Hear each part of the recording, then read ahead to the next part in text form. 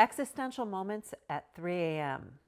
A lot of bonding with my ceiling last night, just staring at it. And it's kind of coming off of, the last few days of the exterior happenings in our country. And it kind of left me going, okay, humans, are we uniting as a result of inappropriate behavior or rude behavior, however you want to put your spin on it? But those moments, I think, are defining in each individual as to what they believe is right or wrong or respectful or not respectful. So anyway, staring at my ceiling at 3 a.m., having an incredibly deep and kind of scary existential moment where you're like, what the fuck is the point of all of this? And how can I progress and evolve in this lifetime so when I cross over, I don't have to do this crazy human experience again? Or if I'm on the other side, do I go, oh, wait, I miss the crazy human experience? I don't really know how this goes down. But the 3 a.m. hour, I know if you're grieving, you know what I mean. It just takes your breath out of you.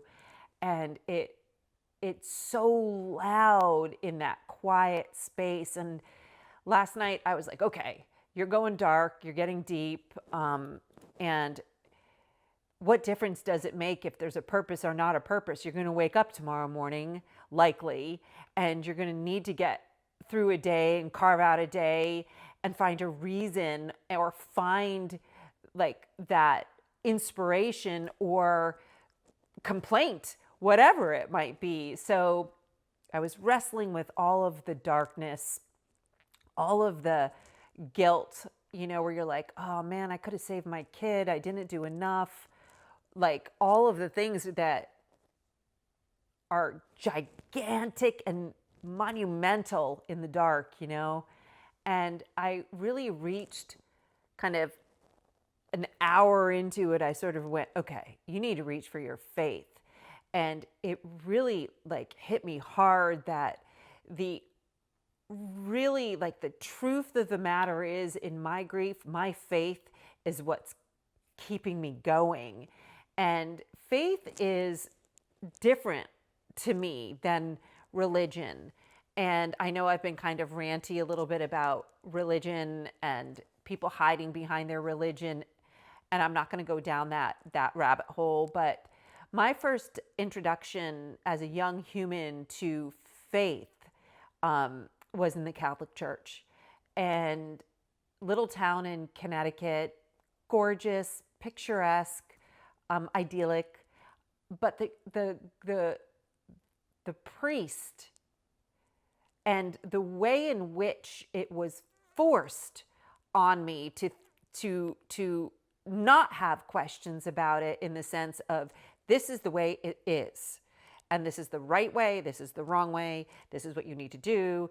And if you're black, you can't marry someone white. That was a really big deal. That was my introduction into God and church and religion. Seriously, there was when I grew up, obviously growing up in Connecticut, our neighbors where our bus stop was were a family, a gorgeous family from Haiti. And they had this old funky house and an organic farm in the backyard and paintings. They painted and they had this art gallery on the front porch. And I seriously thought they were the coolest humans in the world. In fact, they were the coolest humans in the world. And so it was funny because like my little spirit was like, I want to hang out with those people. And when it was time to go to church, I was like, ooh, I don't want to go. I don't want to go. Don't make me. Don't make me. And so my soul was telling me something in like at the very beginning, that this relationship with ourselves, with art, with inspiration, with the planet, that feels right, like, and they loved when I'd come hang out because I would just like stare at the paintings and I'd watch them in their cool little farm, and they spoke beautiful French. And I was just like, oh my God, you guys are amazing. And so the older daughter of this beautiful Haitian family fell in love with the quarterback, the white quarterback of the football team. I mean, this totally sounds cliche and movie-esque, but for real, they like totally fell in love and they wanted to get married. And I was raised not to see differences in color. Like people to me are people. And that's just the bottom line. Either you're a fucking cool human or you're an asshole. Really, that's kind of how I define it. The mean ones are over there, the wise ones are over here. However you break it down, either you're cool or you're not. That's just the way I see it. And so it was overwhelming to me and so confusing when the the priest refused to marry this beautiful couple because of their skin color. And so, in a way, while that was a horrible thing, it taught me such an important and valuable lesson of how I would take my next steps into my faith and into spirituality. So I decided I was going to set sail and find my own path into my own inner world. And I believe in God. I believe in Jesus, and I believe in core values of being cool and not hurting each other. But I do believe in equality of all humans. And the things that make us not equal is how we treat each other and how we act and how we walk our earth walk ultimately. So going into my faith and being disappointed at such a young age, this is all stuff, by the way, I'm thinking through at 3 a.m. staring at the ceiling. I realized that I had to find it myself. And what an empowering moment for a young human to go, okay, you know there's something else beyond yourself. And were introduced to ideas in a very hypocritical environment, and you were smart enough to figure that out too. So how do you connect? And so I did it through my part of my mother's heritage is in the Native American culture, and she definitely is a seer, and she receives messages and signs. And throughout my whole childhood, I was like, for part of it, I was like, oh my God, she's crazy. And then as I started to mature, I was like, wait a minute, she's tapping in, she's connecting. And so I started to really pay attention to those moments and really listen to her when she would be like, I had a vision. The second she said that, I got excited. I was like, oh my God, what was your vision? What did you see? And so I really embraced that type of connection. And last night at 3 a.m., I dove back in to that little girl who believed and really was excited about that. And it's hard to find that space now that I've lost my son and also my father, because it's just kind of hard to get excited about anything, to tell you the truth. It's a different kind of color when you've had such deep loss. It's more grayish. And I'm not saying like doomy gray. I mean like gray, and sometimes you'll have a little chartreuse in it or a little of this, but it's not like fiery and exciting and innocent. It's more weighted. I guess that's what I mean. But as I was kind of mulling over all of these thoughts, I started to think about signs and all of the signs that I've received, and messaging, and visions that I've received from my son and my father on the other side. And so I really wanted to jump into remembering, even from the very beginning, signs and how close the other side is and how they communicate. So I won't go into it too much, but there was, at the very beginning, I had a friend staying with me because I just was a freaking mess. And he was in my guest room, and I had woken up early, and I had this experience with Z in my dream where he told me not to be selfless with my grief. And I was like, oh my God, what does that mean? Like, what does that mean, Z? You need to give me more information. But that's what he left me with. So I got up early, went into the kitchen, and I was like, okay, I need a cup of coffee. And so I'm making coffee and I hear the guest room door open, and my friend comes out and he's like, my God, I had the craziest dreams last night.